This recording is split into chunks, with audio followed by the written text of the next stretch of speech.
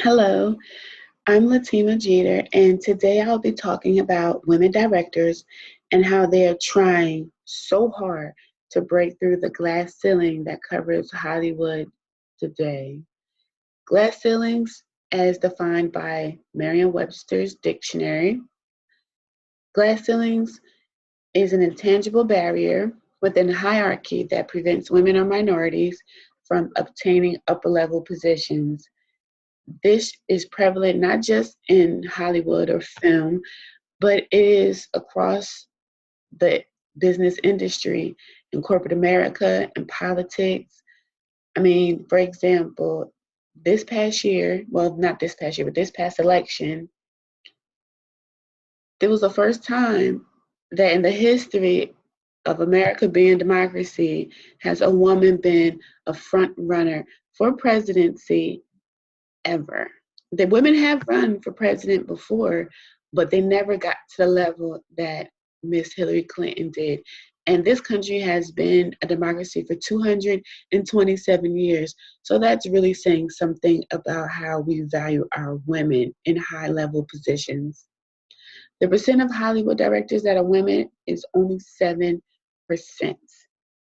That's 93% of the movies that are being made in America are being directed by men. This pie graph shows that in 2016, 7% of women were directors. That's very similar to 2006 when women were also 7% of Hollywood directors. This is from Martha Lausen's study. She does a celluloid report every year stating the percentages of the roles that women carry in Hollywood, in television, and film. This graph shows that not just director positions women are lacking in, but pretty much all roles behind the camera, there's a lack of women. Each color represents a different year. Purple, 2006. 10 years, well, 11 years ago. Oops, let's try that again. Okay, the purple shows 2006. Women directors, it was only 7%, of course, as we already stated. Writers were only 10%. Executive producers, 16%. Producers, 20%. Editors was 21%, I'm sorry, 22%. And cinematographers was only 3%. Cinematographers are the directors of photography. They're in charge of lighting and pretty much photography behind the camera. Cinematographers is the lowest level of percentage that women are employed in. Granted, the highest number was 26% in 2015, which women producers, that was the highest level that we have reached in the last 10 years, and it was still under 30%. This also comes from the celluloid report that was printed out last year. The Academy Awards started awarding in 1927. The first time a woman director has won an Oscar for Best Director was in 2009's Catherine Bigelow's movie, The Hurt Locker. It was a military movie. She was the first woman in the history of the Academy Awards to win Best Director. That year, she also became the first woman ever as a director to win Best Picture. So, in the 90 years that the Academy Awards has been active, only one woman has won Best Picture, and only one woman has won Best Director. And the sad thing is that it's the same woman. We can't even get two different women to win on these two different positions. It's just sad. The breakdown of behind the scenes roles, again, shows that really not much has changed even from 1998.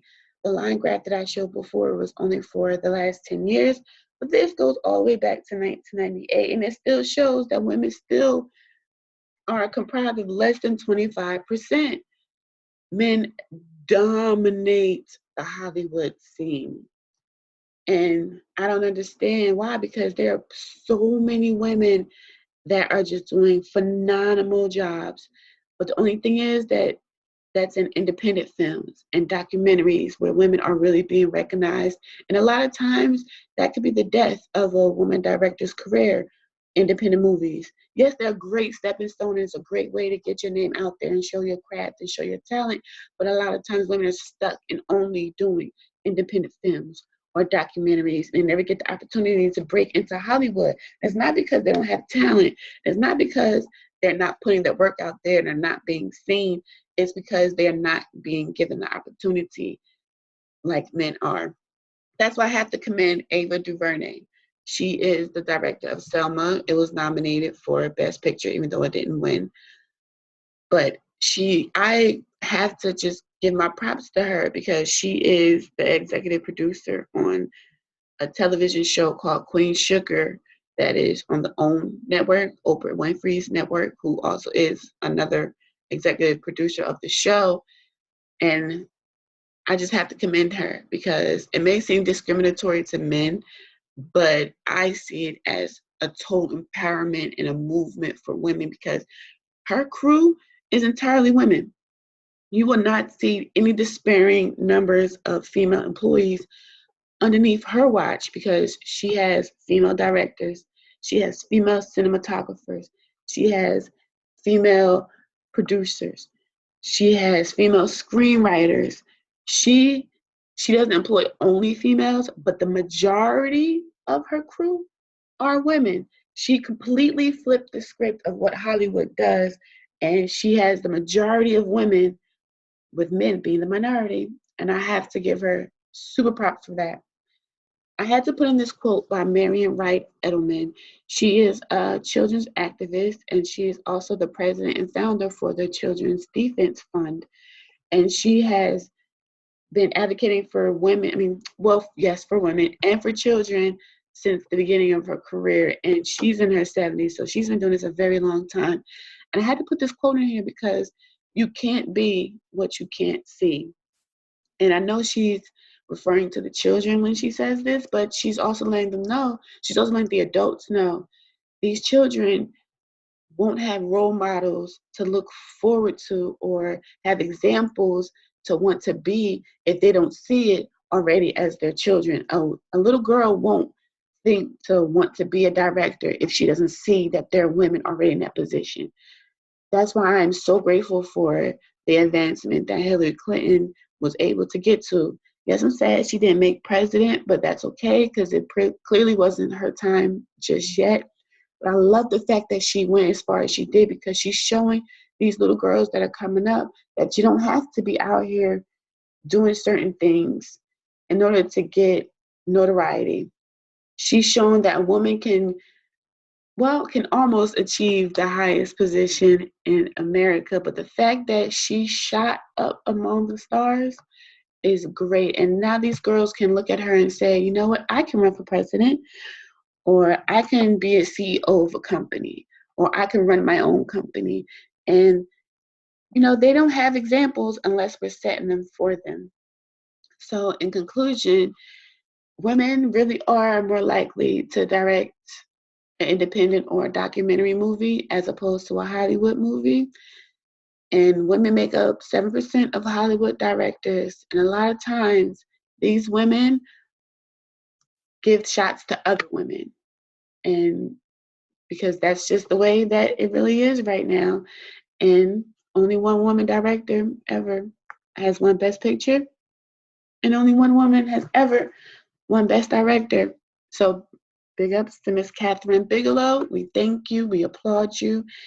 And something really has to change within the schematics of Hollywood today. And it's not that this issue is brand new. This has been something that's been going on since the beginning of the film industry. And it really is something that needs to be changed, not just for the women that are fighting hard to get past these barriers and break through these glass ceilings, but also for the next generations that are coming up. Everyone has a voice that needs to be heard. Everyone has a talent that needs to be shown, and everyone has a story that needs to be heard. Thank you.